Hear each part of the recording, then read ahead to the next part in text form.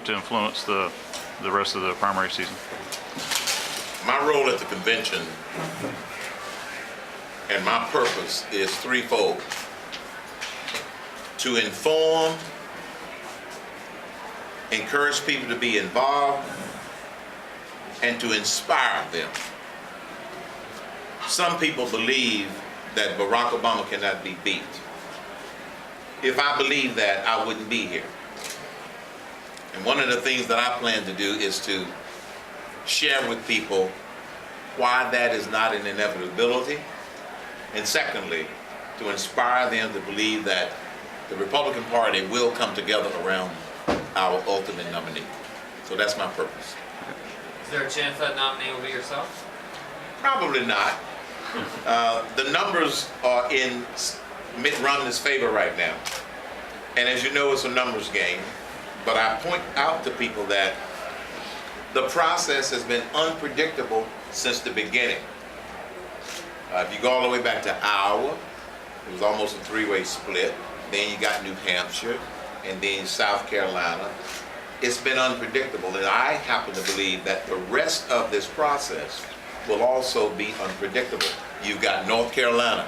North Carolina matters more this time around than the last time around because of proportional allocation of delegates, because some states changed their date and lost some delegates.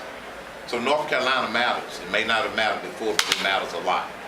And then the other aspect of it is you still have some of the bigger states like Texas and California that have not weighed in yet.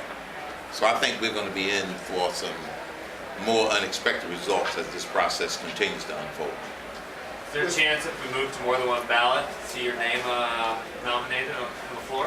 I happen to believe that God has a plan. And I never say never, but at this point I am not making any plans to be on a ballot if we happen to go to a second ballot. I never planned to run for president. That was an unexpected step on my part because of a number of reasons.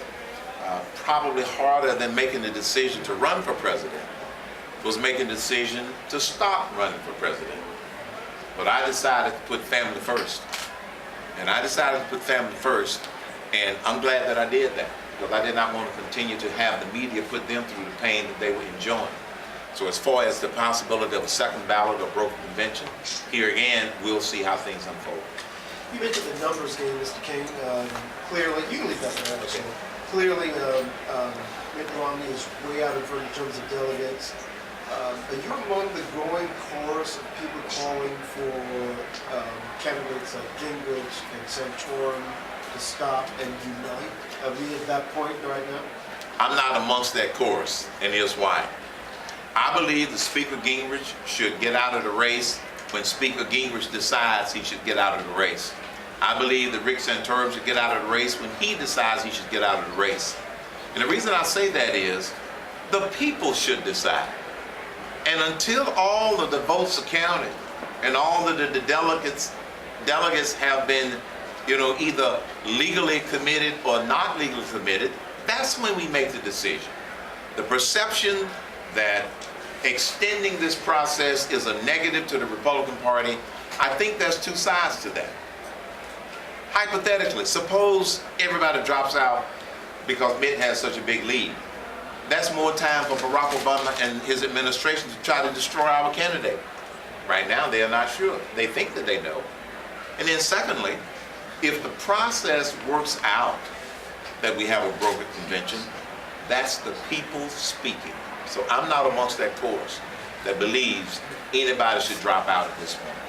Anything surprise you in the race, having the media background and business and political background coming into this, that you said, I didn't expect that during the presidential run, even having been around this so long?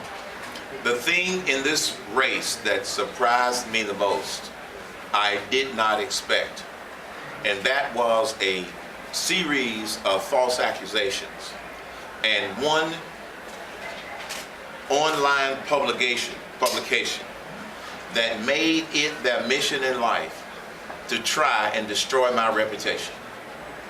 And that surprised me. I believe I surprised a lot of people in this race.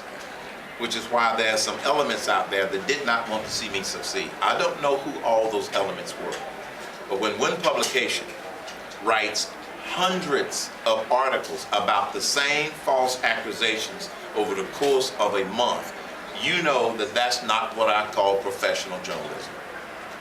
Yes, sir. You've talked about uniting to defeat Barack Obama, but do you think the Republican Party can unite in timely fashion to be competitive with the Democrats? I've seen that the Republicans are having a lot of difficulty even trying to define who they are.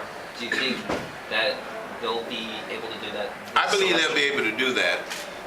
But whoever is the ultimate nominee, let me also say for the record, I will support whoever the Republican nominee is. That's number one. Number two, I will also consult with the ultimate Republican nominee and give them the benefit of what I'm learning being out here, not as a candidate.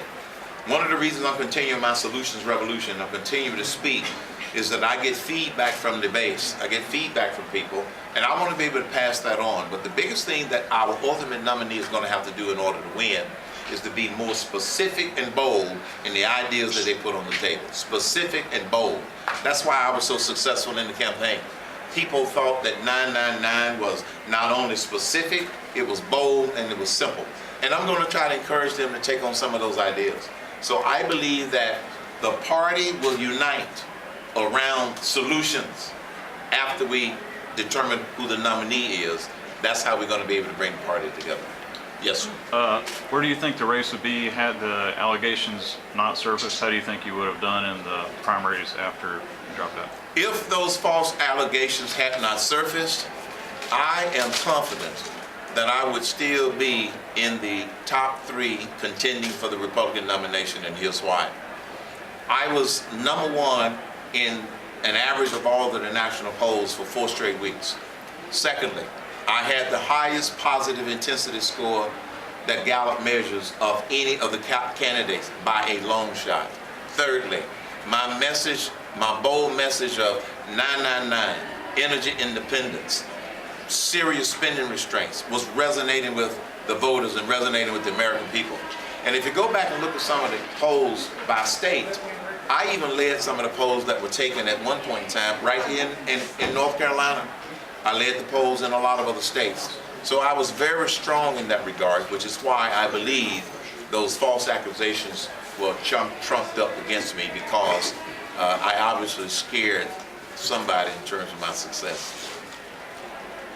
Not sure how much you know about North Carolina, but Democratic Governor Perdue is not running for election, and Republican Pat McCrory is the leading candidate at this point. Have you had any interactions with him, or have any thoughts about the Republican nominee for governor here? No, I have not. I'm not familiar with that at all. I have been mostly focused on the presidential race, the presidential candidates, and the national issues. So I don't have a comment on it because I'm not familiar with it. Barack Obama won North Carolina last time around by a fairly slim margin. What do you think about the prospects of him winning here? He's also challenging for Georgia, using the same kind of strategy, a state you know well. Think that strategy will work? No. And here's why. When Barack Obama ran the last time, a lot of people were excited about false enthusiasm. He was able to sell a lot of voters on the theme of hope and change. The difference now is people now know what that hope is, and they want another change. And they want another change because they now realize that this administration is arrogant. You can quote me. This administration has had failed policies, but they won't admit it. This administration forced Obamacare down the throats of the American people because all of the polls showed when he signed it that the American people didn't think this was a solution. And so if you have a candidate that's able to draw that distinction, he will not be able to get elected on his inspirational speeches. People are now looking below the speeches, past the teleprompter, and they're looking for results. So I don't think it's going to be as easy for him this time around. Take this question and one more. What is Yes. the absolute most important thing for the next president to do for the country? Boost this economy is the most important thing for this next president to do. And the way you do that is you start by throwing out the current tax code and you put in a bold new structure. Some people have been big proponents of the fair tax. I've been a big proponent of the fair tax for years, but I just don't think that the general public is ready for the fair tax, which is why it didn't get the traction when Governor Mike Huckabee ran on the fair tax. 999 has gotten some traction. And quite frankly, I don't care who passes it. I don't care who gets credit. If we do not throw out the current tax code, this economy for the foreseeable future will be in the doldrums. We cannot tax our way to prosperity. We cannot spend our way to prosperity. And that's why I believe that that is the single biggest thing that the next president must do. Last question, anybody? How about Thank you how very about a vice much. presidential idea? I don't care who it is. Anybody you like out there you think it's an up and comer? There are a lot of people out there that I think that could excite the base. I know you got behind Newt, obviously with your endorsement, but Yeah, it would depend upon, as you know, it would depend upon a careful analysis of geography, what they bring, what are their positives, what are their negatives. perhaps you. God has a plan, and I don't know whether that includes me in that or not. I never say never, but I'm not saying that I'm speculating at this point. My main goal is to continue to help drive enthusiasm for the Republican Party and whoever is our nominee. That's my main objective. Thank you, ladies and gentlemen. Thank you. Thank you all. Stay and let the candidate.